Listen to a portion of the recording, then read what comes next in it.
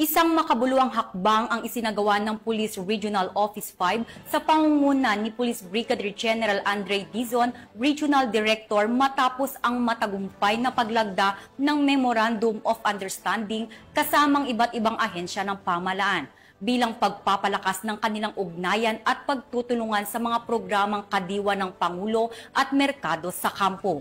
Police Staff Sergeant Mercolito Lovendino Jr. sa report.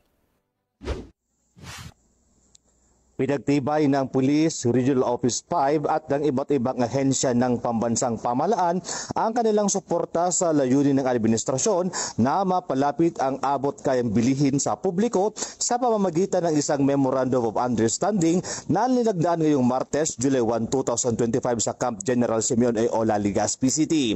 Ang kasunduan ay bahagi ng pinalakas na implementasyon ng programang Kadiwa ng Pangulo, gayon din ang inisyatibong Agraryo Merkado sa Kampo na regular na sila sa gawa tuwing Martes sa loob ng kampo. Layunin ng naturang programa na maghatid ng abot kaya at dekalidad ng mga produktong agrikultura at pangisdaan, kabilang ng mga pangunahing pangangailangan direkta mula sa mga lokal na magsasaka at mangingisda. Ayon sa Pro5, bukod sa pagtulong sa mga kawani ng PNP at kanilang pamilya na makabili ng murang bilihin, malaking tulong din ito sa mga lokal na producer upang mailapit ang kanilang produkto sa mas malawak na pamilihan. Bahagi rin ito ng kampanya ng pamahalaan na palakasin ang food security, isulong ang inclusive growth at itaguyod ang kooperasyon sa pagitan ng mga uniformed personnel at sibilyan. Dumalo sa aktibidad ang mga katutuan mula sa Department of Agriculture, Department of Agrarian Reform, Department of Trade and Industry at iba pang partner agencies kabilang ng patunay ng kanilang pagtutulungan para sa tagumpay ng programa. Nagpahayag rin ng suporta si Police Brigadier General Andre Perez Dizon, Regional Director ng Pro5, at sinabi sa inisyatibong ito ay malinaw na hakbang tungo sa makatao at makabuluhang serbisyo para sa kapakanan ng komunidad at kapulisan.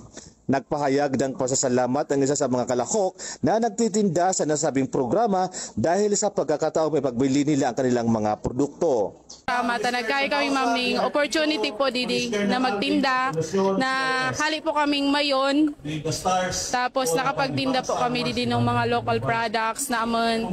Tapos pinaka-importante ma'am, nakatinda na kami, may sahod pa kami every Tuesday na magatinda po kami didi. Salamat po, salamat ning maray. Ang kadiwa ng Pangulo at Agraryo Merkado sa Kampo ay inaasahang magpapatuloy sa mga susunod na buwan na posibleng palawakin pa sa iba pang kampo at himpilan sa reyon upang mas mapalawak ang benepisyo nito. Mula dito sa Bicol Region, ako po yung Police News Network Correspondent, Police Staff Sergeant Mercolito P. Lovendino Jr. Alagad ng batas, tagataguyod ng balitang pulis.